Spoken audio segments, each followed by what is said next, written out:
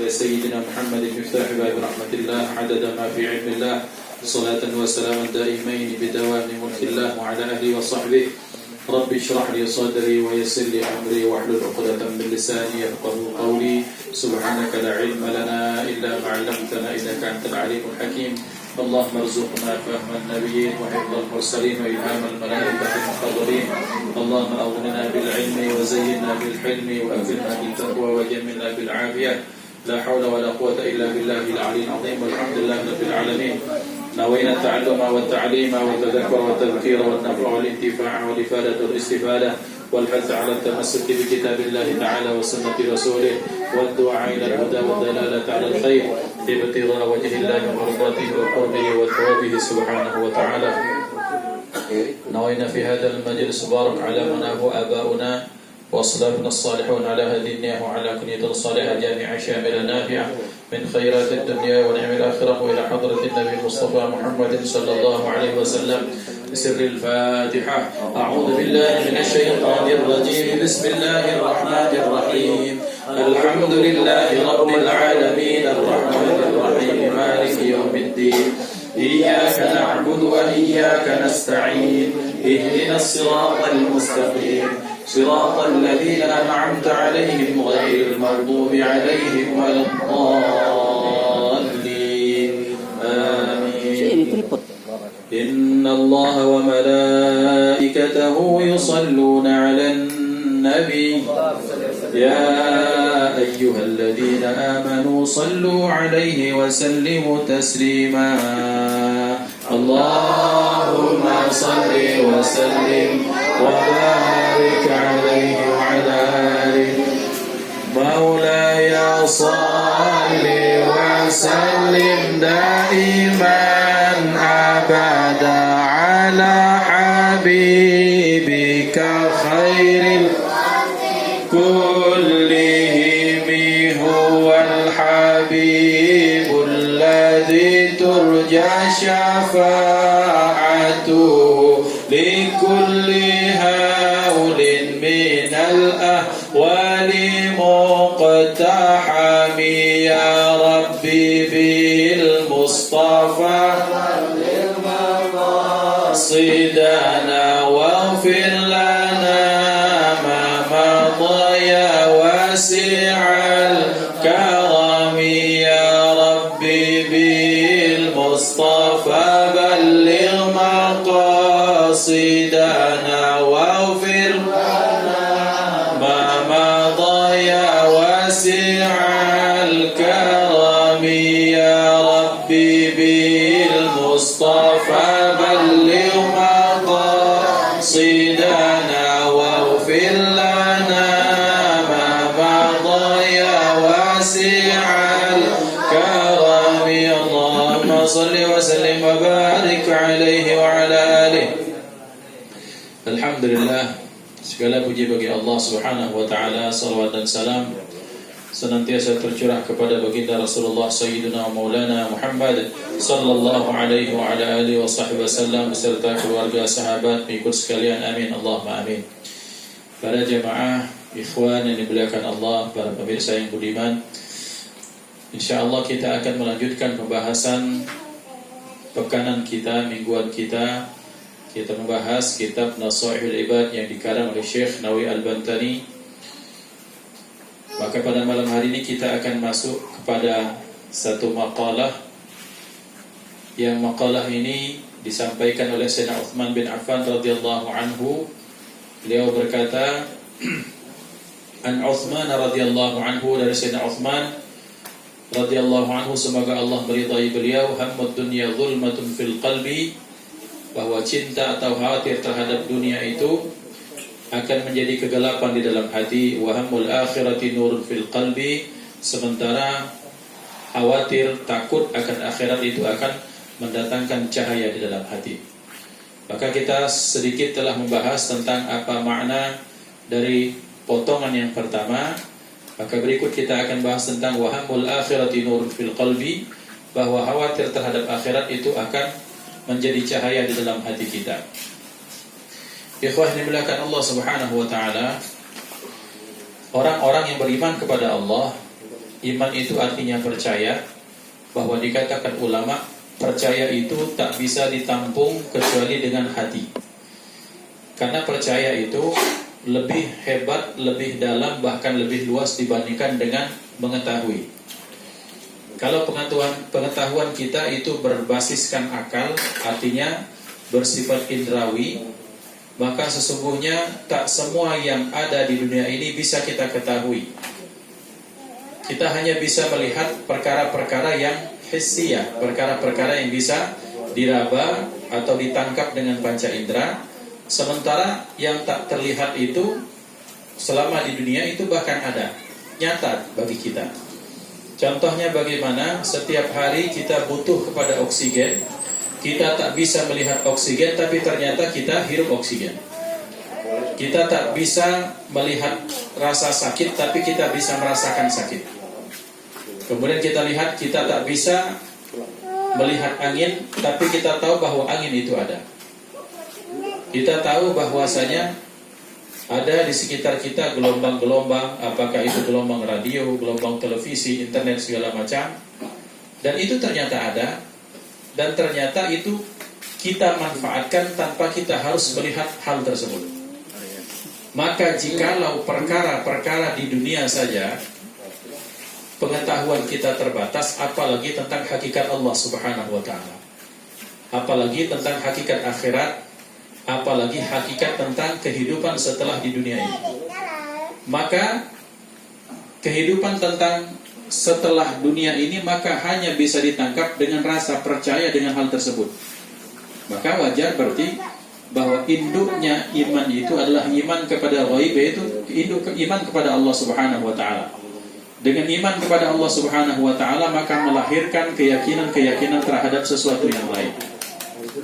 Maka ikhwan dimulakan Allah Subhanahu wa ta'ala, termasuklah perkara bagi seorang yang beriman itu adalah dia tahu bahwa setelah hidup kita di dunia ini adalah adanya kehidupan yang disebut dengan kehidupan akhirat.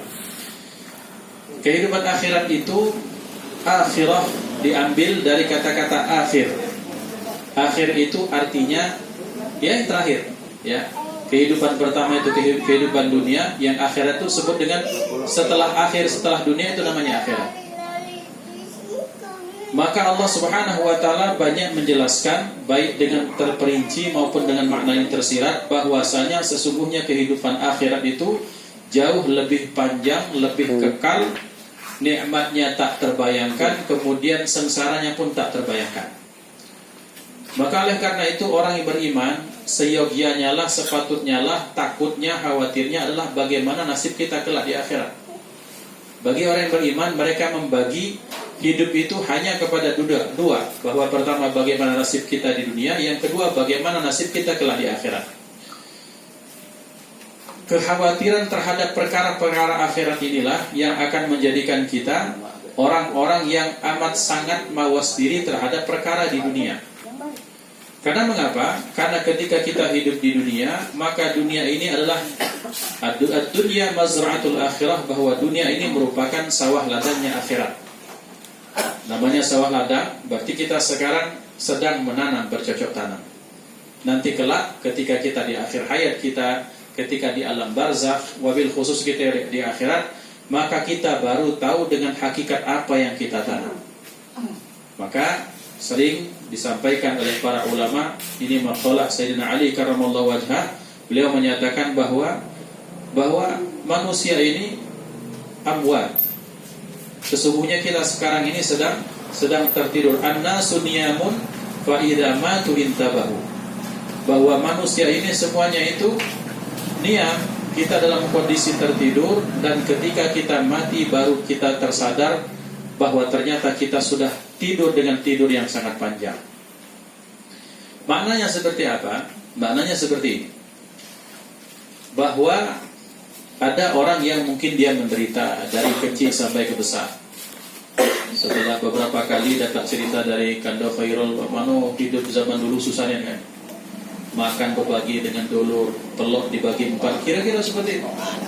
Tapi ternyata setelah 40 tahun beliau ceritakan kisah itu, beliau tertawa dengan penderitaan yang dulu-dulu. Maknanya apa? Maknanya ternyata kisah penderitaan kita selama di dunia ini baik, kita anggap sebagai mimpi. Kita akan mengatakan pernah ya itu dulu kan. Itu baru dunia, ikhwan.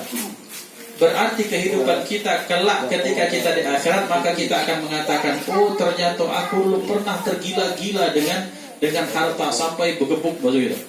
Pagi, siang, malam, halal, haram, laju kan. Semuanya dihantam. Sampai kita akan geleng-geleng, oh ya akan buyanyo selama ini. Nyari dunia yang ternyata fata morgana itu tidak pernah mengenyangkan akhirat kita. Maka ikhwan, ketika Allah menyatakan bahwa sesungguhnya akhirat itu jauh lebih kekal, jauh lebih hebat, jauh lebih indah, jauh lebih nikmat, sebaliknya juga jauh lebih sengsara. Maka kita bisa baca dalam surah-surah dalam konteks akhirat itu tentang perkara kiamat, tentang balasan, tentang surga, tentang neraka. Maka kita akan dibuat sadar atau diingatkan Allah Subhanahu wa taala bahwa sesungguhnya kehidupan kita di akhirat itulah kehidupan yang sesungguhnya. Maka Allah menyatakan wa innad daral akhirata lahiyal hayawan. Sungguh bahwa kehidupan akhirat itu adalah kehidupan yang sangat kekal. Kekal kenikmatannya, kekal kebaikannya. Sementara kalau dia beriman, kemudian dia dibersihkan Allah dalam neraka, setelah itu dia masukkan ke dalam surga dengan kekal. Sementara bagi yang tak beriman kepada Allah, yang kafir, yang munafik secara akidah, maka mereka dikekalkan di dalam neraka. Na'udzubillah tsumma na'udzubillah. Maka ikhwan, orang yang takut terhadap akhirat, maka hidupnya di dunia akan berhati-hati.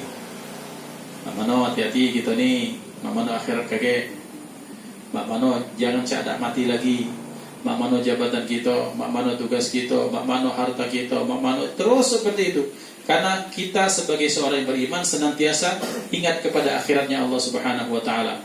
Nah, ketika kita ingat akhiratnya Allah, maka kita kemudian merasa takut dengan kesengsaraan-kesengsaraan akhirat, maka itu akan melunakkan hati kita untuk taat dan ibadah kepada Allah Subhanahu wa taala. Maka ikhwan, berarti orang yang takut dengan bagaimana nasibnya kelak di akhirat, biasanya hatinya lembut. Diajak belajar, dia galak belajar. Kemudian diajak beramal soleh, dia mau. Diajak melakukan kebaikan, dia tak pernah menolak. Karena mengapa? Karena dia yakin bahwa nasib kelak belum tentu di akhirat, tak kata jaminan. Yang dijamin itu adalah para sahabat radhiyallahu anhum. Yang dijamin itu adalah anak keturunan Rasulullah. Yang dijamin itu adalah orang-orang yang 70.000 itu masuk surga bighairi hisab, dan banyak sahabat-sahabat yang radhiyallahu anhum. Tapi kita tak jelas. Kita tak tahu hasil kita di akhirat kakek mana. Maka mumpung kita masih diberikan kesempatan, maka kita pergunakan kesempatan itu baik-baik untuk mengukir prestasi di akhirat kita. Maka ikhwan, sebenarnya dunia ini kalau kita pikir-pikir tak sebanding. Tak sebanding apa? Tak sebanding terima ini. Ketika kita beriman kepada Allah, melakukan kebaikan yang kecil sekali, anggaplah kebaikan itu misalnya besar sekali, tapi ternyata ketika dibandingkan dengan kenikmatan akhirat yang kita keluarkan besar, itu ternyata tak sebanding dengan kenikmatannya. Mana contoh? Misalnya seperti ini. Ketika kita mengorbankan diri kita 1 bulan berpuasa di bulan Ramadan, kemudian kita menahan-nahan untuk tak melakukan sesuatu yang diharamkan, kita bekerja keras melawan hawa nafsu kita untuk tersenantiasa taat melakukan kewajiban-kewajiban. Sholatnya 5 waktu, sehari semalam dipanjang-panjangkan jadi setengah jam. Anggaplah dipanjang-panjangkan jadi 1 jam, dibandingkan dengan 24 jam, berarti 23 jam itu kita tak sholat, kira-kira seperti itu. Tapi ternyata ketika Allah balas di akhirat dengan kenikmatan yang tak terkirakan, maka ternyata yang 1 jam sehari ini tak sebanding dengan kenikmatan yang bakal kita terima. Pun kebalikannya, ketika misalnya ada orang yang misalnya dia menilap proyek, misalnya na'udzubillah, dia tilap proyek itu zaman dulu kita tahu lah. Ketika kecil tahun 90 itu ada rekor terbesar di zaman itu. Siapa? Edi Tansil. 1,3 T. Zaman tahun 90-an itu. Itu Masya Allah betapa banyaknya itu uang. Dia merasakan bahwa dia merasa dengan 1,3 T itu dia bisa merasa bahagia, bebas, apapun yang bisa dia lakukan. Tapi ketika nanti di akhirat dibalas Allah dengan jahannamnya, maka yang 1,3 itu tak sepadan kenikmatannya dibanding kesengsaraan yang dia tukarkan. Maka ikhwan, dunia ini tak sepadan. Tak sepadan kebaikan yang akan diterima, tak sepadan juga dengan keburukan yang akan diterima. Maka manakala kita modal iman kita kepada Allah, kita berharap belas kasih sayang Allah Subhanahu wa taala, mudah-mudahan kita istiqamah dalam kebaikan, dimatikan dalam husnul khatimah, amin Allahumma amin. Karena yang paling penting kan ridha Allah Subhanahu wa taala, dan kalau Allah sudah ridha sudah aman. Masalahnya adalah bagaimana cara membuat Allah senang dan ridha kepada kita. Bagaimana caranya? Ya dengan hal-hal seperti ini. Yang mungkin kita anggap cuma setengah jam ba'da maghrib, yang mungkin kita anggap cuma sekedar 5 menit ketika kita sholat, mungkin kita anggap cuma 5.000 ketika kita masukkan kencelengan ketika Jumat. Kita tak tahu ternyata itu sangat besar di sisi Allah Subhanahu wa taala. Maka oleh karena itu, ketika kita takut dan khawatir dengan perkara akhirat, maka itu kita berharap kepada Allah untuk menjadikan hati kita mendapatkan cahaya dari Allah Subhanahu wa taala, mendapatkan keberkahan, mendapatkan kelembutan dari Allah Subhanahu wa taala. Nah, ini maknanya, wallahu a'lam. Kemudian berikutnya, wal maqalatu salisatu, dan makalah yang keenam, an Ali radhiyallahu anhu wa karramallahu wajhahu. Dari Sayyidina Ali, semoga Allah meridai dia dan Allah mudah-mudahan memuliakan wajah beliau, memuliakan diri beliau. Man kana fi talabil ilmi kanatil jannatu fi talabihi. Barang siapa yang dalam usahanya dia menuntut ilmu, maka surga itu sedang menuntutnya, sedang mencarinya. Wa man kana fi talabil ma'siyati, dan barang siapa yang dia dalam kondisi menuntut mencari kemaksiatan, kanatin naru fi talabihi, saat itu neraka sedang mencarinya. Ay ya'ni man ishtaghala fil ilmi an-nafi'i alladhi la yajuzu lil baligh al-aqli jahluhu kana fil haqiqati taliban lil jannati wa lil ridwallahi ta'ala. Barang siapa yang ia sibuk untuk mencari ilmu yang manfaat, yang bagi seorang baligh dan berakal tak boleh dia tinggalkan ilmu tersebut, maka pada hakikatnya dia sedang menuntut surganya Allah Subhanahu wa taala, dan dia sedang mencari ridha Allah Subhanahu wa taala.